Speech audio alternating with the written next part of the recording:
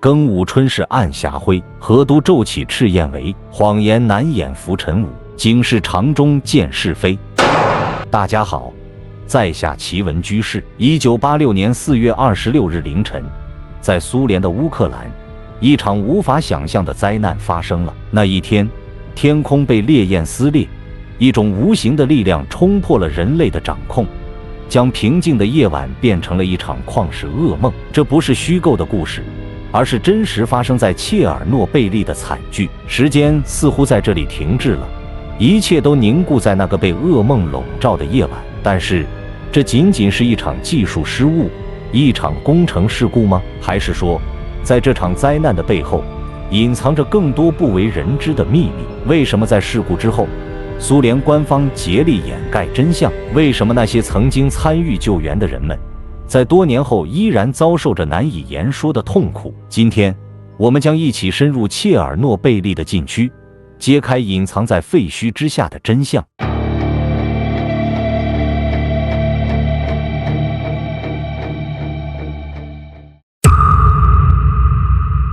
1970年的春天，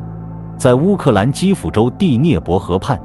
一座名为普里皮亚季的城市，伴随着切尔诺贝利核电站的建设破土而出。这座被誉为能源工作者之城的城市，寄托着苏联对于核能的无限憧憬。苏联为之投入了巨大的人力物力，4座和 BMK-1000型核反应堆如同巨人般矗立河畔，为苏联电力系统提供着强劲动力。1977年9月27日，第一座反应堆并网发电，被视为苏联核工业的巨大胜利。随后，第2、3、4座反应堆也相继投入使用，使切尔诺贝利核电站的发电能力达到了4000兆瓦，成为当时世界上最强大的核电站之一。然而，就在人们为核能的光明前景欢呼雀跃时，危险的种子也悄然埋下。官方宣称的 BMK 反应堆安全可靠，甚至有人夸口说能将它安装在红场上，但事实上，它却存在着致命的缺陷：功率失控增加，紧急停机系统可能导致功率上升，缺少混凝土保护外壳。更糟糕的是，在建造过程中，劣质建材、焊接不牢等问题层出不穷。解密的克格勃档案揭示，1978年至1982年间，切尔诺贝利核电站就已发生过27次事故，设备故障更是多达87起，包括1982年1号反应堆的堆芯部分熔毁事故，但这些都被苏联当局隐瞒。1986年4月，普里皮亚季一如往常的充满生机，人们正为即将到来的5·1节做准备。核电站的工作人员也在为4号反应堆的年度检修工作忙碌着。一项计划周密的测试被提上了日程，测试目的是为了在断电的情况下，检验涡轮发电机能否维持冷却泵运转。4月25日凌晨，4号反应堆开始降低功率，系统进入测试准备状态。在降低功率的过程中，操作员擅自关闭了紧急冷却系统，为之后的灾难埋下了伏笔。此外，测试计划的执行过程中出现了一系列延误，最终，这项至关重要的测试被安排在了夜间。当时，经验丰富的工人已经下班，接替他们的是经验不足的夜班人员，他们对测试一知半解，也没有得到任何相关指导。而当晚，注定成为人类历史上无法磨灭的记忆。1986年4月26日凌晨1点23分，时间仿佛定格在了这个被诅咒的节点，灾难接踵而至。测试正式开始后，控制系统失灵，反应堆功率急剧飙升。操作员虽慌乱地按下紧急停机按钮，却为时已晚，控制棒无法完全插入堆芯，反而加速了反应堆功率的增加。短短数秒之后，一声巨响划破夜空，4号反应堆发生爆炸，顶部被直接掀飞，烈焰与碎屑直冲天际，核电站墙体坍塌，设备损毁，火光瞬间吞噬整个区域，而放射性物质则如脱缰的野马般涌向四方，弥漫了夜空。然而，负责测试的工程师在爆炸发生后，仍坚称4号反应堆安然无恙，直至不久后因辐射中毒身亡。核电站消防队第一时间赶赴现场，却未得到任何辐射警告，也未穿防护服。他们如扑向火焰的飞蛾，在不到半小时内开始出现严重的辐射反应。许多人甚至没来得及见到第二天的太阳，就献出了年轻的生命。为了阻止火势蔓延，直升机开始向燃烧的堆芯投掷沙子、粘土、硼、铅和白云石等混合物。与此同时，普里皮亚季的居民被爆炸的巨响惊醒，议论纷纷。然而，当局并未采取任何行动，也未发出任何警告。为了掩盖真相，官员们竟然封锁了普里皮亚季，禁止居民出入，就连在路障旁执勤的警察也对辐射一无所知，更没有穿任何防护装备。此时的普里皮亚季表面上依旧歌舞升平，却已笼罩在死神的阴影之下。人们不知道，一场无形的灾难已经降临，而他们正一步步走向深渊。事故发生36小时后，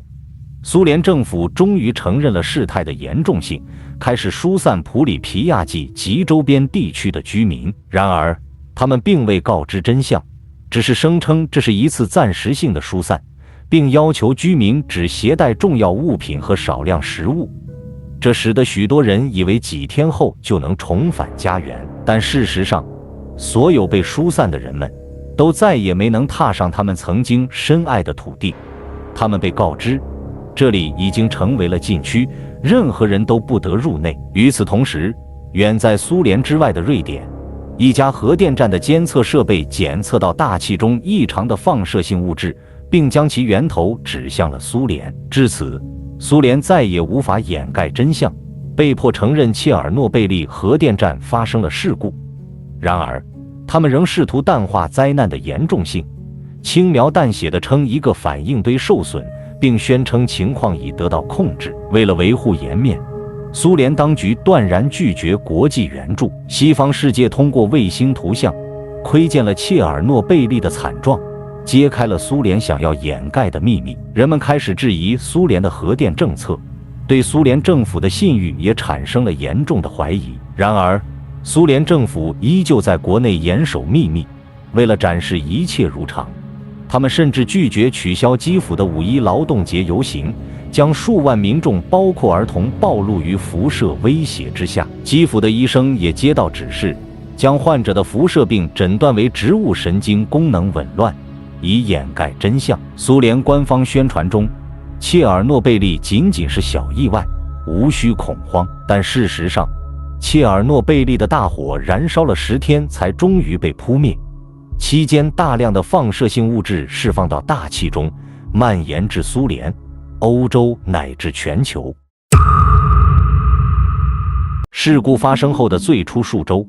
短半衰期放射性同位素如碘131和第132的威胁最为严重，但随着时间推移，铯90和铯137等长半衰期同位素逐渐成为主要威胁。这些放射性物质不仅污染了土壤、水源和植物，还通过食物链持续传播，使得那些生活在受污染地区的人们不断暴露在辐射之下。更为可怕的是，苏联当局暗中将受污染的食物，甚至牛奶运往各地，让更多的人在不知不觉中遭受辐射。同时，为了尽快控制事态，数十万来自各行各业的清理人进入高放射性地区进行清理工作。他们中有核电站员工、消防员、军人、矿工，也有普通平民。在缺乏防护的情况下，他们日夜不停地工作，生命也因此遭受了严重的威胁。虽然有研究表明，约有15%的清理人在事故发生后数年内死亡，且患癌几率远高于常人，但国际原子能机构却声称，相关研究未能证明辐射与癌症的直接联系，这更让人感到悲凉与无奈。此外，普里皮亚季及周边地区的居民也承受着身心的双重折磨。他们不仅要面对辐射污染带来的痛苦，还要承受失去家园与亲人分离的伤痛。虽然他们不断为自己的权利奔走，却也难以弥补失去的一切。而那些在事故发生时还是孩童的人们，成年后也陆续出现各种健康问题，如甲状腺癌、白血病等。基因检测也表明，部分受到辐射的人群基因组不稳定水平升高，增加了患癌风险。虽然有研究未能在暴露人群的后代中发现新增基因突变，但切尔诺贝利带来的阴影依旧笼罩在人们心头。如今，切尔诺贝利虽然成为了一个旅游景点，提醒着世人核能的风险，但科学家们估计，这片区域至少需要2万年才能完全恢复。